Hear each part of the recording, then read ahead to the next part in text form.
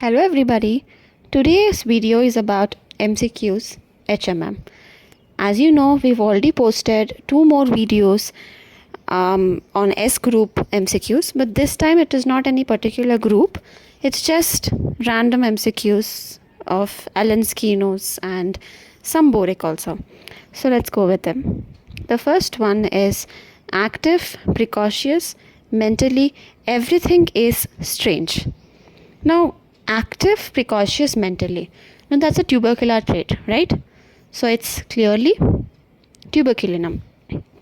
And the next one is about to go into phthisis. Phthisis is tuberculosis. Have many times been cured with this remedy, that means. So, it has been cured many times with this remedy.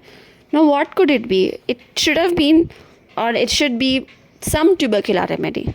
Could be tuberculinum, phosphorus, calcarea carb. Calcareas are all tubercular remedies, right? This time its remedy is calcarea carb. Okay. Next one, in cerebral or bacillar meningitis, when epis, which is a very good dropsical remedy, Helleborus and sulfur failed. So 3 important dropsical remedies have failed in cerebral or bacillar meningitis. And this remedy will cure, and that remedy is tuberculinum. Okay. And the next one is, this is to fatten patients after they are cured with tuberculosis. After they are cured with tuberculosis, now the phase is over. Now they are no more TB positive, but they lost a lot of weight. It's very normal. It's a common symptom in tuberculosis to lose weight, right? Now the remedy which is used to fatten these patients is Hydrastis canadensis. Okay. The next one is small condylomata and tumors after Staphysagria partially ameliorated or doesn't cure. Now you've given Staphysagria, as you know, it's a very good sty remedy, psychotic remedy, eye remedy. So you've just given Staphysagria just to see it will act, and you're not very sure, but it just partially cured, or you were sure but it didn't cure completely, and this remedy will cure it. Now what is that remedy? Now that is Thuja. Thuja is that remedy. And tendency to putrescence of fluids. Now this remedy, tendency to putrescence of fluids, isn't it very peculiar? Now the remedy is Trillium. Okay, Trillium pendulum. Now the next one is varicose veins on tongue or in mouth. Now I think you all know this. It's a very good remedy for annula too. Now, varicose veins on tongue or in mouth, Thuja and Ambergris. Okay, 2 remedies are there. Thuja as well as Ambergris. Now the next one is coition prevented by sensitivity of vagina. Now, by sensitivity of vagina, something related to vagina sensitivity, I think everybody will think of Platina, right?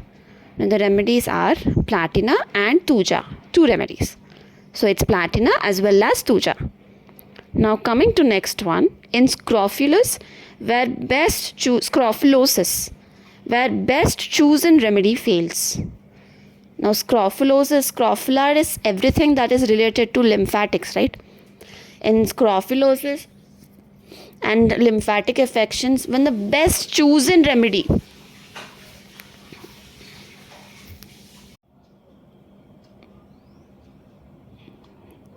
now the remedy is Theridion.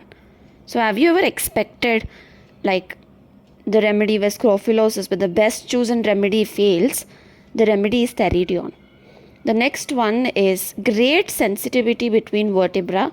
Sit sideways in a chair to avoid the pressure against the spine. So the level of sensitivity which you should remember here. There is such sensitivity in that person where they're sitting sideways in order to avoid the chair. Okay. The remedy is Chininum sulph and Theridion. Okay. 2 remedies are there. Theridion is the primary remedy. I mean, you cannot consider, it's given under Theridion definitely under Allen's Keynotes. But even Chininum sulph is also a remedy for this symptom. Now the next one, Plica polonica, after borax and sorinum failed. Now, after two important remedies for plica polonica, sorinum and borax have failed. Like they are specific, right? When you read borax, you just find plica polonica there. So it's a very specific remedy there. You cannot call anything such specific in homeopathy, but then it is given under borax, and people usually tend to remember that, right? They usually remember borax for polonica, plica polonica, I mean.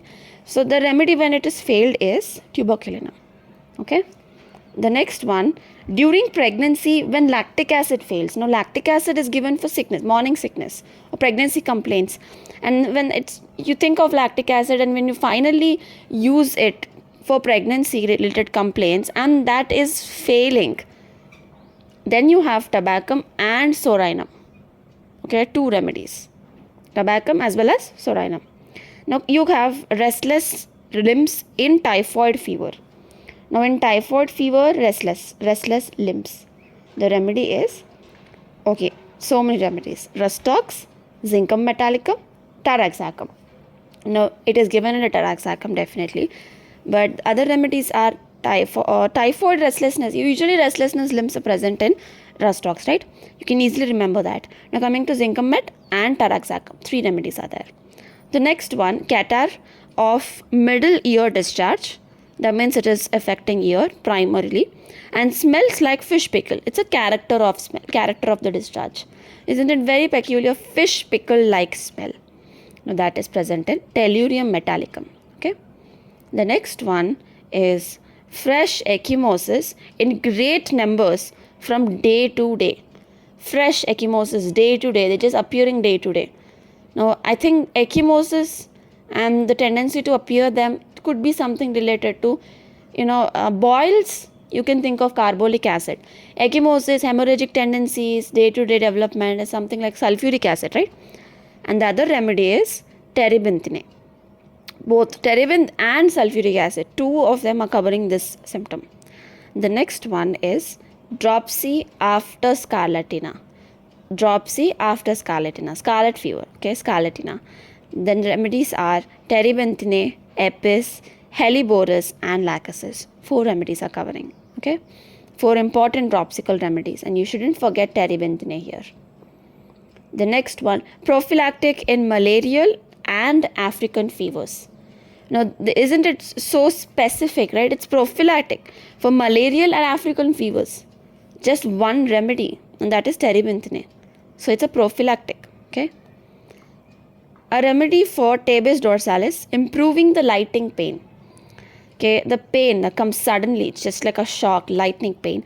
Now, that remedy for tabes dorsalis, it is given in the boric. In boric, it is given a remedy for tabes dorsalis, just like that. The remedy is thiocyanum. Thiocyanum. Okay. This is a remedy of, mustard seed remedy. So that is, again, when you remember this remedy, thiocyanum, it is mostly scar tissues, dissolving the internal and external scars, the strictures, But there is one important symptom, a remedy for tabes dorsalis, okay, improving the lightning pain, and the remedy is thiocyanum. Okay, you shouldn't forget this. The next one is effects of suppressed uterine disease. It is given. Now this is the same remedy where there is craving of buttermilk. Okay, now I think you all know if it is craving for buttermilk, it would be that remedy. Okay, I'm going to discuss it.